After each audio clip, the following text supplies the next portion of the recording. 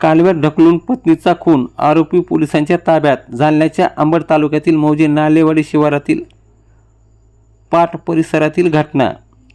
परिसरात एकच खळबळ, पोलिसांनी संशयित आरोपीस ठोकल्या बेड्या। अंबड येथील जिल्हा व सत्र न्यायालयाने सुनावली 21 तारखेपर्यंत पोलीस कोठडी।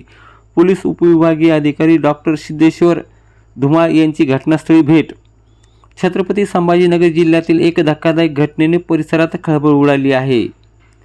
बांगड्या विक्रीचा व्यवसाय करणारे नंदकिशोर जगन्नाथ आन्वीकर वय 56 राहणार मातोश्री नगर गल्ली नंबर 5 छत्रपती संभाजीनगर यांनी दिलेल्या माहितीनुसार संशयित आरोपी बाबासाहेब छगन राठोड राहणार जामखेड जोगेश्वरवाडी तालुका अंबड जिल्हा जालना याने आपल्या पत्नीचा थंड डोक्याने खून केल्याचा आरोप केला आहे।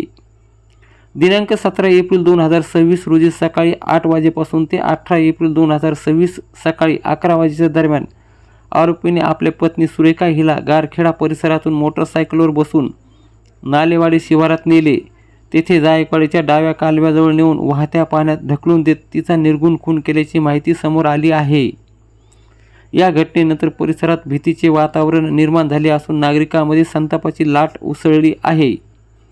सदर प्रकरणाचा तपास सहाय्यक पोलीस निरीक्षक अशोक खरात हे करत आहेत।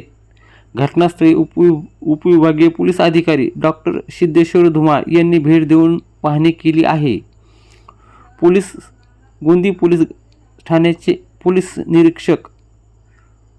उपनिरीक्षक किरण हावळे यांच्या मार्गदर्शनाखाली गुन्हा दाखल करण्यात आला असून पोलिसांनी आरोपीला ताब्यात घेऊन अटक केली असून त्याला अंबड येथील जिल्हा व सत्र न्यायालयात हजर केले असता माननीय न्यायालयाने त्यास 21 एप्रिलपर्यंत पोलीस कोठडी सुनावली असल्याची माहिती तपासी अधिकारी सपोनी अशोक खरात यांनी दिली आहे।